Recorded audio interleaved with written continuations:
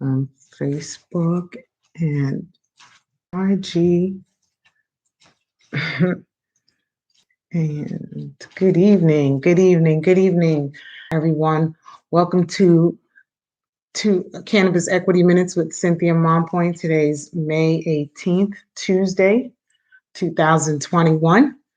And this evening, we're going to take a look at some data, look at what the Cannabis Control Commission has been doing in terms of transparency and accountability, values that they consistently say that they hold, and that they and see where they stand in that and the impact that it's having in terms of our understanding as to where we are in how we're moving the needle on equity.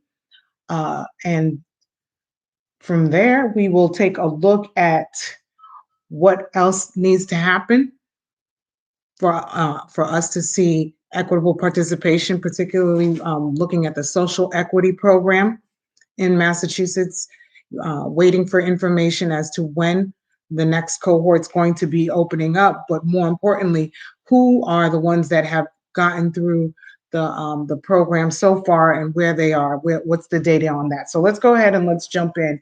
One of the interesting things about equity in Massachusetts is the fact that the state consistently touts itself for providing open data.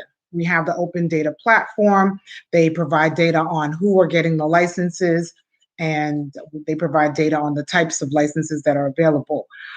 One of the things that we have consistently pushed back on in saying that, despite the fact that they have all this information, we still don't get a sense as to, well, when we talk about who's getting the data, and we talk about those who have been harmed the most by the war on drugs, we talk about Black and Brown ownership and equitable participation, we don't see those data points, right? And the commission has provided reasons as to why they haven't been able to do so, provide that level of detail and data, despite the fact that when we look at arrests, when we're looking at the disparity of arrest rates that continue to persist despite cannabis being legal in the state, we are able to determine the number of arrests for Black and Brown people.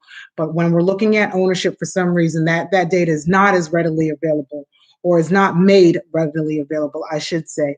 And then also, if you checked with us, we talked last week about a little bit about registered agents, which in Massachusetts, we have a system where any person that has any type of interaction with an operating cannabis facility has to be registered with the state of Massachusetts. And they provide all of that information to the state. And so there is another data point that can be collected and then disaggregated by the level of participation. So are we talking about individuals who are board members, individuals who are volunteers, general staff, owners, leadership team, except managers? These are all data points that what the commission provides is not disaggregated, but it can be disaggregated so we can get a better sense as to where we are when it comes to equitable participation, right? So looking at the CCC's website, I like to check in and see where are we in terms of how many businesses are operational. And as of May 18th, 2021, there are 239 businesses that are operational. And that's the reason why we make that distinction is because the process here in Massachusetts is, I guess you would say, there's three key touch points for the licensing process. There's the first gauntlet, which is getting the provisional license, which basically says the commission has reviewed your initial application, your submission, which included your operating procedures, your security measures, background checks on the individuals who are going to be a part of this entity. They received clearance from the host community in the form of a host community agreement that you can operate and so forth. And so that's the first step, if you will, in terms of being able to operate a cannabis facility here in Massachusetts, right? So in the provisional license, we're looking at, I think we have over 400 licenses that have been given under the provisional status. Then the next status is the final license phase, where after you get provisional license, that's their cue to build out your facility and actually implement certain things that you put out on paper and in your initial application, then the commission comes out and inspects the facility. They confirm with the town that the town has inspected it, and then you get your final license, right? Then after the final license, you pretty much stock up, and there are some final conditions that you may or may not need to meet from the town or from the state, and then they give what is called authorization to commence operation, and so the entity can open up. And what we found, what I'm looking at here on the commission's website, this is public information. Anyone can go to the commission's website, look up license tracker, and it tells you. So right now we're at 239 licenses that are operational. And of those 239, we have 4 of them are licenses held by an economic empowerment certificate holder, and 2 by a social equity program participant out of 239. Now, if you checked with me last week, we gave the data point. We were at about 233, 236. And the data point that the commission gave was that there are 8 SEE and SEs operational, meaning 4 EEs and 4 SEs. So the data, while it is an open data platform, we have to wonder about the consistency and the accuracy of it. In the past, we've definitely found discrepancies. We found inaccurate information being presented, and here it is now. We still find this inaccuracy, and you have to question, okay, so what happened to these other 2 SE businesses? Are they no longer operational? I don't think that's the case, because the numbers in terms of operational businesses still exist, or is the information just not being captured accurately, or not being shared accurately? Something else that was a little bit alarming, considering where we are right now in Massachusetts. We recently had the Joint Committee on Cannabis Policy had a public hearing on host community agreements. Host community agreements are necessary. As I shared earlier, that's one of the key elements for an entity to obtain a license. You have to get your host community agreement. That's part of your final, you need that to submit your application to the state for your provisional license. And there's been a lot of pushback because the way host community agreements have been operating, the local municipalities have asked for, and I should say businesses have negotiated terms that go above and beyond what the legislation allotted for. So the legislation allotted for 3% local tax that the town can levy on a business, and then also an optional 3% impact fee that can be negotiated. And what we've seen happening over the last 3 years is that businesses who were well capitalized came in, and they agreed to pay additional fees. They agreed to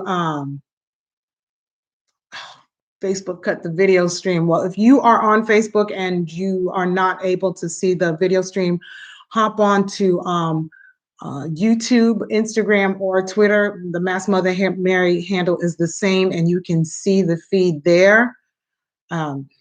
And so with the host community agreements, these businesses, well-capitalized businesses, came in, agreed to pay additional fees, which made their application more appealing to towns, because the towns would be able to get additional resources, especially when you think of some of these smaller local towns where the economy may have been depressed, or they're looking for funds to support certain measures within the community. Of course, these incentives where the businesses are agreeing to give an additional $10,000 or $75,000 in donations, of course, those applications are more appealing, and that put these businesses at a greater advantage to, and when you compare them to equity applicants who are looking to pursue a host community agreement in these same towns, the towns will then look to them and want to negotiate, and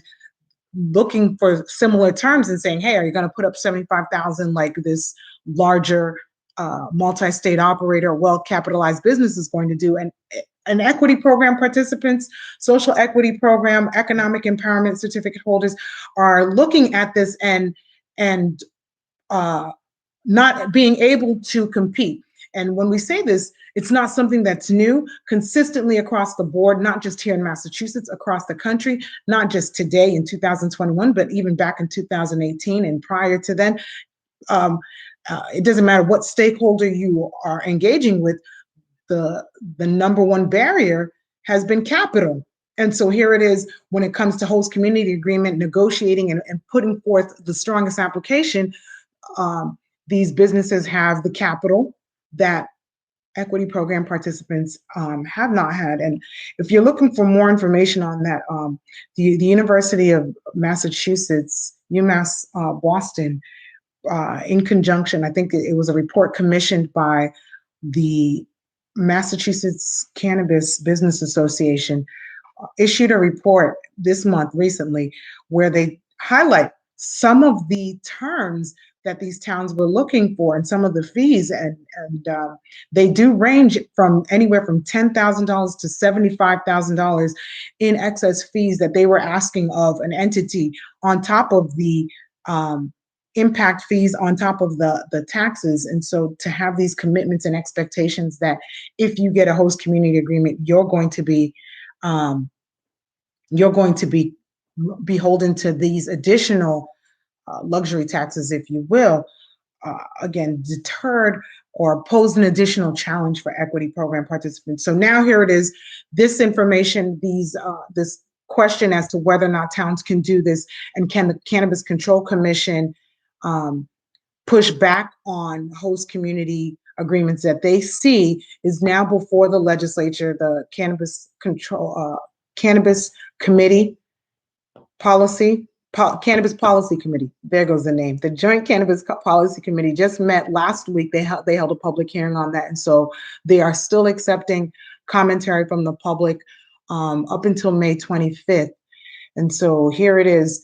We want to see the commission not only have the authority, but actually exercise the authority. I think I have said it countless times, and there are others who would argue that the commission already had this authority, but we don't see them exercising it under the guise of needing the legislative green light to do that. And so once that rolls out, then we're going to look to see, okay, at this point, what is the commission going to do? How are they going to how are they going to review these agreements? And are they going to still mandate that these municipalities who took the first movers advantage, who capitalized on their privileged position and the funding, the access to resources that they had, so that they can secure these host community agreements, are they going to hold them accountable for these moving forward, at least for the terms of their contract, which in many cases don't exceed 5 years, or are they going to allow these entities to deem those terms unenforceable, which, as we've said before, if that's the case, then the whole entire contract is unenforceable, and they need to go back to the drawing board when it comes to that license, because that license was issued on an unenforceable contract, right? So we've talked about that. I continue to bring it up, especially since the public hearing is still open, and the opportunity still exists for people to weigh in. Reach out to your legislative body. Also, you can reach out directly to the members of the Joint Cannabis Policy Committee. Their information is online. So going back to the data point, one of the things in this host community agreement aspect, right? One of the things that we're looking at is, well, what is the commission doing currently to get the information out to communities as to how they can support equity given the current constructs, and not simply try to wash their hands of their authority and responsibility by saying that, oh, they're waiting for the legislature. There's plenty that they can do. And if you go to the CCC's website, they issue a series of guidance. And what was disheartening to see is they've spent the last 2 years specifically, I guess, centered around the conversation around the delivery license, right? But even prior to that, when equity program participants were pushing back very vocally and saying, hey, Commission, you need to do more for us. You are not supporting us in terms of our efforts to get into this industry and become and open up businesses. And the Commission then stating that they're doing everything in their power to go on their website here in 2021 and to see that their equity guidance is dated in 2018. And so, as a regulatory body, one of the key roles you have is disseminating information. One of your responsibilities is to ensure that those who are in power, positions of power, have access to accurate information. And I'm thinking about the um, the municipalities as they are trying to figure out what decisions they're going to make. You know, I sat in on certain host community agreement meetings and town meetings where the municipality is trying to figure out, well, what authority do they have? What should they be looking for? And they are relying on the businesses. And oftentimes it's the equity businesses that are providing the most information because, of course, the equity people have to go above and beyond. They shouldn't have to, but that's just the nature of the beast and how things tend to have rolled out. And you see why when the data from the commission, the guidance that the commission is putting out is 3 years old, and um, the policies are changing on a rolling basis. So that means this guidance needs to be, they need to keep this at the forefront for the public, at the forefront for municipalities. They have a database of contacts for municipalities, and so they need to be disseminating this information so that municipalities aren't simply creating policies that go against state policy, and if not more so, go against legislative mandates. And so to see that is problematic, and then to go into further looking at how they are addressing equity, who is responsible for equity, social equity program, um, participation requirements. All of this information is inconsistent, and it puts us in the quandary that we're in right now. It puts us in the position where, one, folks don't know about the social equity program that is still available, unlike the economic empowerment certificate holder. It puts municipalities in the position where they aren't aware of the fact that they have a responsibility. It's not just the opportunity, but it's also a responsibility to support equitable participation. And there are measures that can be put in place. When you read the equity guidance for municipalities, it's a 7-page document, and you have to go to the last page where they put out a couple of recommendations for how municipalities can support equity. And the way that it's worded, it definitely leaves a lot of room for dismissal. It does not really undergird the fact that it's a responsibility of the municipalities to support the equitable participation mandate. And then it also, again, it makes it seem as though the commission saying, hey, we did our part, we put something out there, and good luck to you. 3 years later, we've since drafted new delivery regulations and policies. We've since modified the social equity program in terms of what the responsibility is. At least that's what was had last year during the major campaign around where the commission technically did not vote for any changes, but they did turn around and reinforced and articulated that there were going to be certain requirements for SEs and EEs when it comes to ownership. However, that information is not what's made public. In fact, if you read the documentation, where it says ownership for EEs is they need to demonstrate 51% ownership. The documentation here for SEs says that they only need 10% ownership, and that was a big concern last year. So much so that there was a lot of hassle. We received flack for our information that we were putting out there, the Mass Mother Mary, our team, our platform, in terms of putting information out there and saying, hey, this is what it says when it comes to social equity. And here it is a year later, and the Cannabis Control Commission has not updated their website. Even the guidance that was put out from June 2020 does not state that social equity program participants have to have 51% ownership. Um, it does mention they need to have 10% ownership in order to have expedited review status. And then they talk about majority ownership, but it's tied to having access to the program and the resources that the participant has. Now, that kind of seems a little bit backwards because most of the participants go through the program and then pursue the license. So when they're going through the program, most of the participants do not have a business in place yet, or if they do, it's simply underneath their name. And so, of course, they have most likely 100% ownership. And then when it's time to pursue their license, they no longer need that information that they've already been able to download, access, capitalize on. So again, these I just go back to three things, right? The data, the accountability, and the transparency.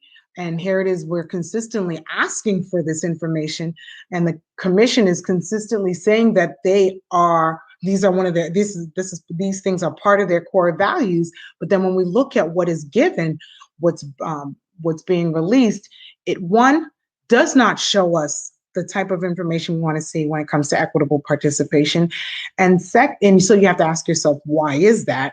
The role of the commission in terms of doing this is because they want to do what is right, regardless if it looks good or not. Because if it's about what is right, then you'll put this information out.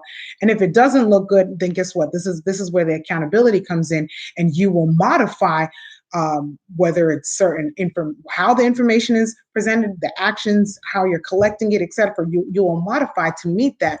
Or is the goal of the commission to look good for the state? And in doing so, that means presenting data in a skewed fashion or presenting misinformation blatantly.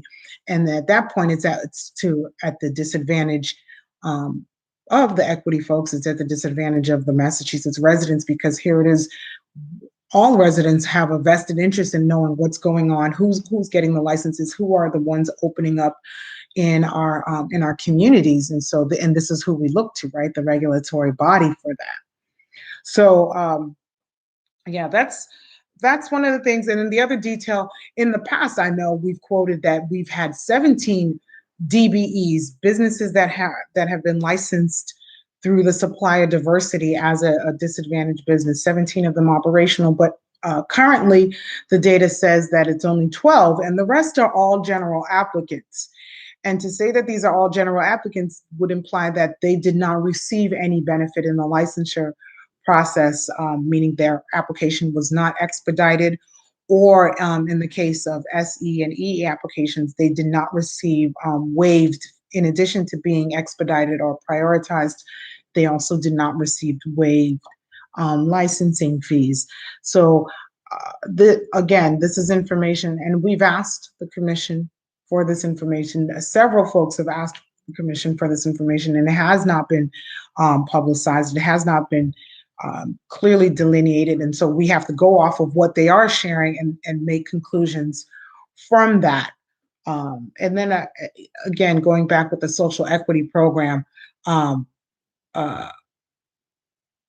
here it is, the commission is talking of opening up the program to the third cohort without actually demonstrating how the second cohort, who the second cohort was, and how the second cohort has been able to, what impact the commission's program has had in terms of supporting equitable participation through reaching to those who have been harmed the most by the war on drugs, reaching those who come from communities that have been disproportionately impacted.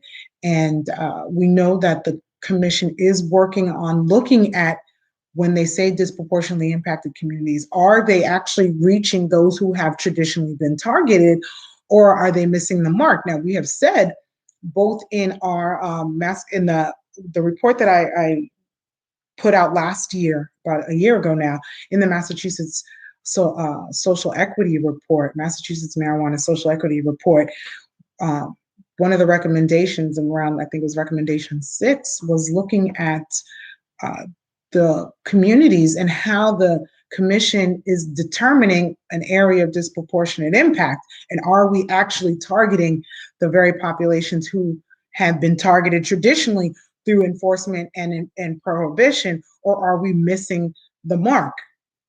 And we said, the report highlighted specific evidence that demonstrated that we're missing the mark. We're missing the market in very numerous facets when it comes to that, and the measures around that. How are we targeting them? Well, look at the social equity program participation data. And in order for us to look at that, the commission has to make that public. See, when that report was issued, the commission had made the data for the first cohort public. And so we really looked at the fact that almost half, it was around 40, between 40 to 47%, I believe, of the participants um, were white. And of those participants, about 70% had a drug query, a drug arrest, right? Or a conviction. And so why does this matter? It matters because when we talk about the war on drugs, which is what has consistently been the flag that's raised when people say, "Oh, we need to legalize cannabis. It's just a plant," and far too long, too many people have been harmed by it. And who are they talking about? Black and brown people have been harmed by the war on drugs. We know explicitly that there was a campaign, and the campaign, whether even though it's not direct, the effects of that campaign persist. There was a campaign that targeted Black and brown participants.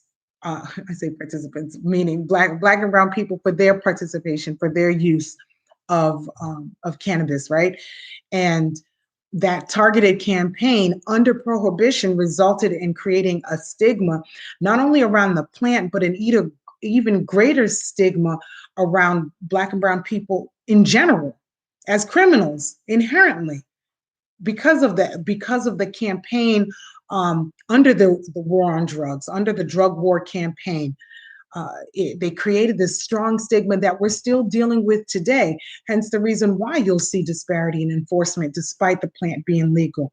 And that campaign of Black and brown folks being inherently criminal because of drug use, not because of their drug use, because it didn't matter if you used it or not. It was as a people.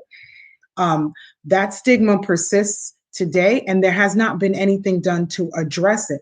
And all of the collateral consequences that come with that, let alone the disparity when folks are arrested for actually utilizing the plant, the disparity in terms of the charges, the convictions, the even after the convictions, after time was served, dealing with probation, their probation officers. These are all the collateral consequences that aren't talked about, but the impact persists. It had an impact on communities, obviously. And so when people say communities that have been disproportionately impacted, why were the communities disproportionately impacted? Because they targeted Black men. They took apart the family. And so you've locked up the families and you've left the community without men to support, protect, provide for their communities. No one talks about these these collateral consequences. And it wasn't as though this happened just for a short period of time, or just in the 70s or in the 80s even, and peaked in the 90s and it ended. No, so here I've talked about 3 decades. Fast forward 2 more decades, so we're looking at 50 years now of this, and the generational impact that has had, and the collateral consequences tied to all of this. So when we talk about the data, and the reason why it's important to look at the data, I think it flies over individuals' heads, because for their personal interaction with the plant, you might be a white person who's been arrested for cannabis use or cannabis distribution or what have you. For that individual, as an individual, definitely you've been harmed by the war on drugs. You have unjustly been harmed because we should not be happy. There should not have been a drug war, right? There should not have been these laws that existed, and should not be a Schedule I drug. Everyone agrees to that. What we're talking about, and the reason why we talk about communities, we talk about looking at the data and seeing how many Black and brown people are participating, is because you weren't targeted for being white. You were targeted because of your use of the plant, right? Black and brown people were targeted because they were Black and brown, right? And I might as well just say Black because that's what the campaign said.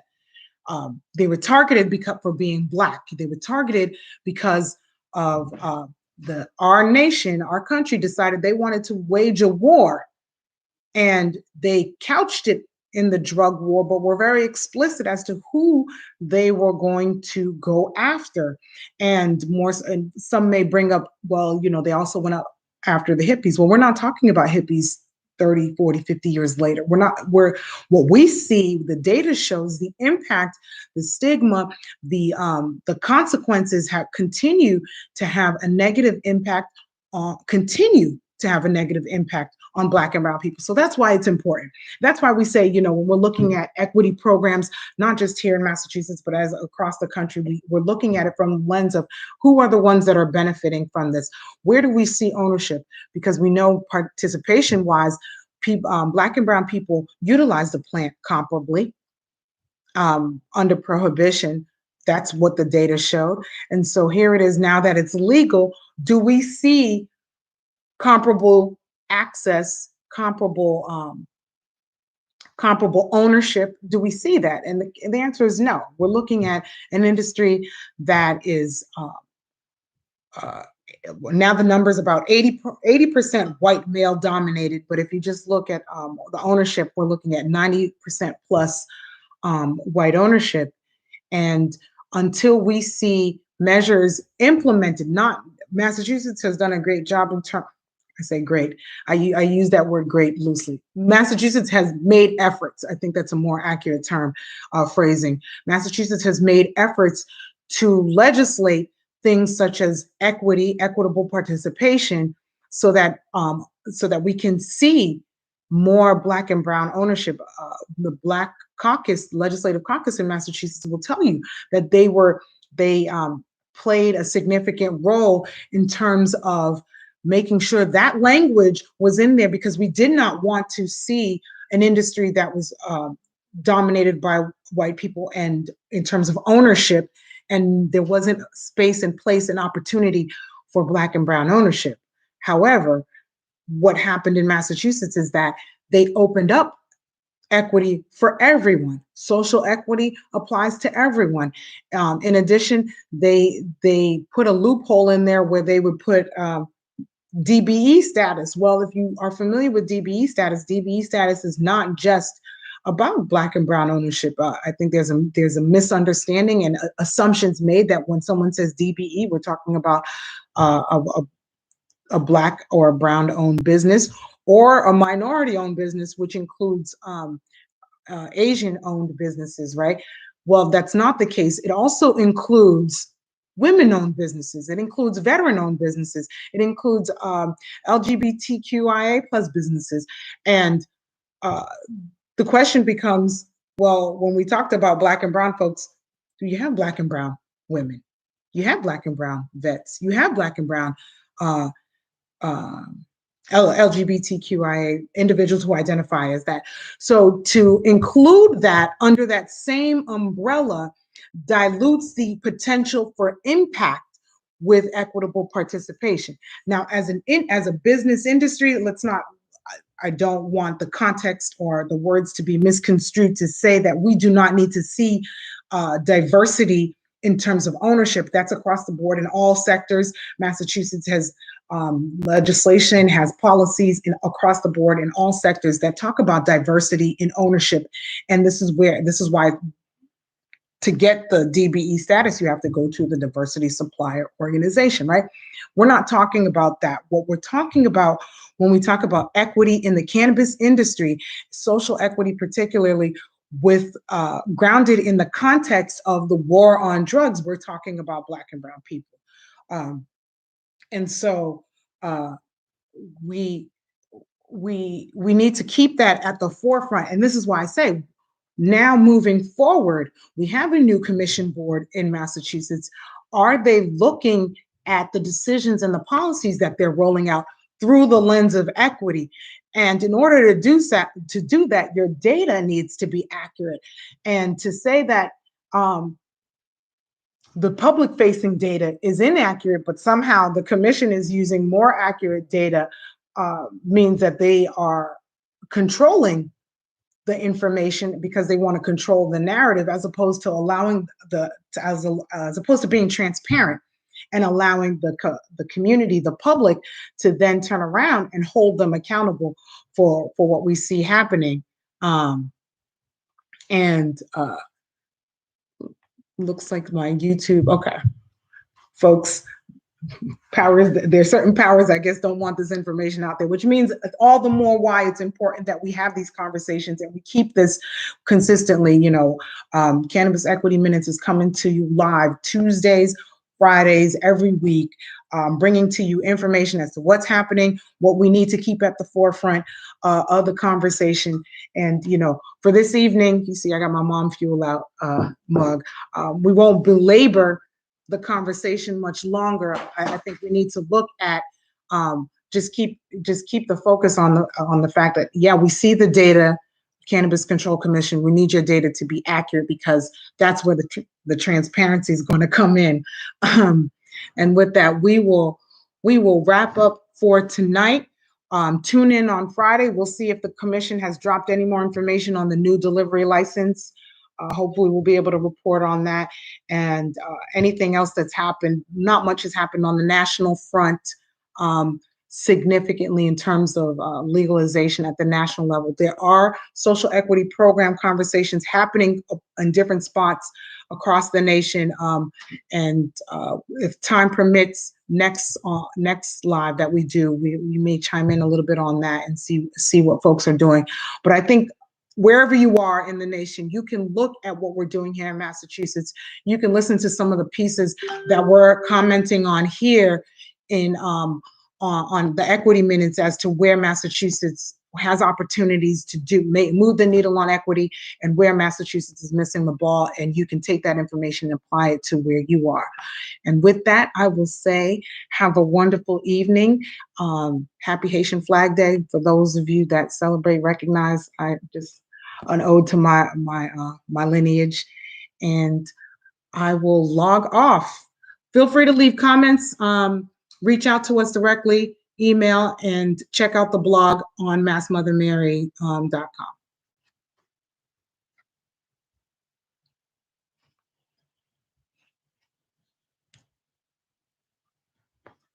And that broadcast, and